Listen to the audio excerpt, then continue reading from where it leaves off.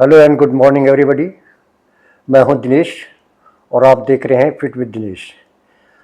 योगासन की श्रृंखला में कल तक हमने सीखा पश्चिमोत्तानासन, जानुशिरासन। जानुशिरासन हमने दो भागों में सीखा, दो प्रकार से सीखा। आज इसी का परिष्कृत रूप होगा उत्थित जानुशिरासन।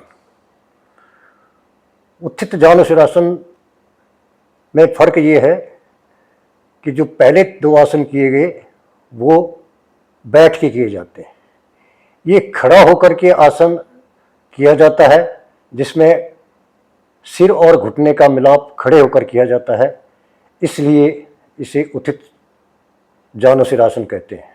इसके फायदे: दूषित वायु बाहर निकलती है, नित्य प्रति करने से मस्तिष्क के रोग, सिर के रोग, नेत्र के रोग, कमर, पीठ और रीढ़ लचीली और सुडौल बनती है। पाचन दुरुस्त होता है और रोग जो प्रचलित है आजकल, मधुमेह, डायबिटीज, इसके लिए भी यह बहुत ही कारगर आसन है। इसके लिए सावधानियां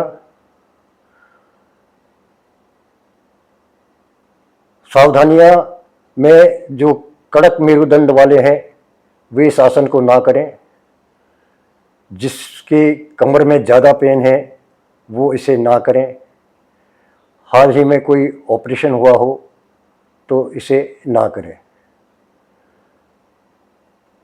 तो शुरू करते हैं उत्थित जानुशिरासन। इससे पहले हमने दोनों आसन सीख लिए है, पश्चिमोत्तानासन और जानुशिरासन। सेम फायदे इसमें वही हैं, कुंडलिनी ऊर्जा जागृत होती है, सहस्त्राधार चक्र तक कुंडली ऊर्जा पहुंचती है और सुषुम्ना नाड़ी द्वारा सांस लेने में सहायक है। वीर्य संबंधी विकार इससे दूर होते हैं। तो आओ शुरू करते हैं उत्थित जानुशिरासन।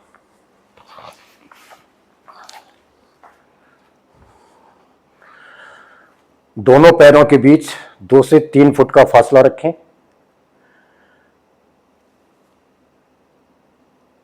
पूरा बॉडी वेट दोनों पैरों पर बराबर रखें और सांस छोड़ते हुए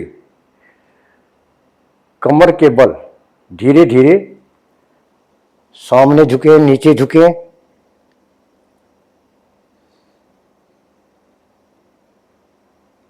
हाथों को जंघाओं के पीछे से लाते हुए सामने लाएं, सिर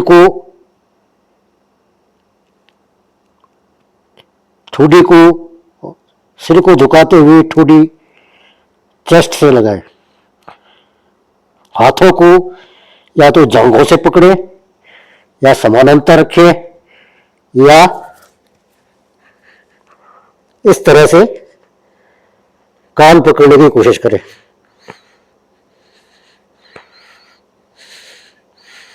घुटनों को सीधा रखें।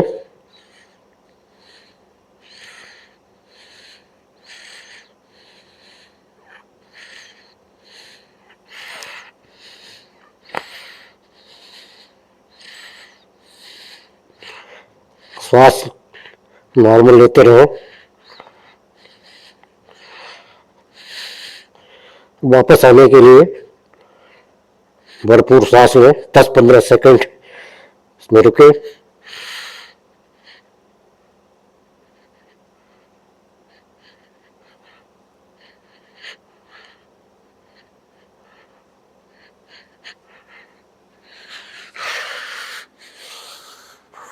सांस छोड़ते हुए खड़े हो जाए। ये था उत्थित जानुशिरासन। इसका रोज अभ्यास करने से आपको बहुत लाभ मिलेंगे। खासकर सावधानियां हैं, इसको करने के बाद धनुरासन, भुजंगासन आदि ना करें।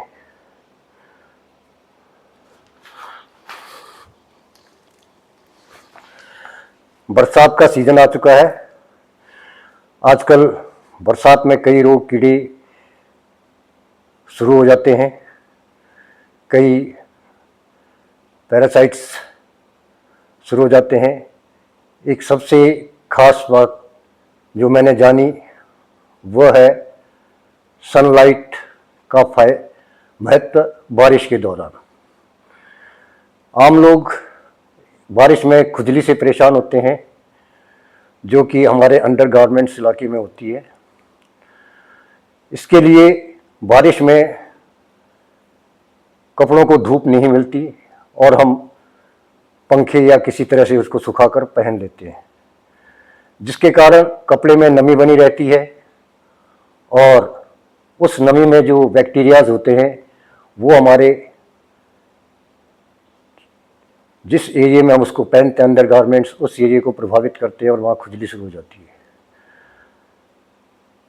तो इस समस्या के समाधान के बारे में मैंने जाना कि कम से कम जो कपड़े आप धोते हैं और सुखाते हैं उनको कम से कम 1 घंटा सनलाइट में ज़रूर रखें, ताकि वे बैक्टीरियाज उत्पन्न ना हो सके। इसी के साथ आज के वीडियो की समाप्ति करता हूँ। आपको कैसा वीडियो लगा इसे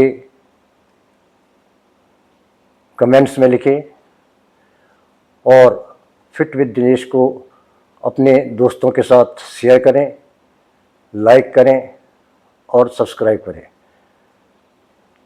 धन्यवाद।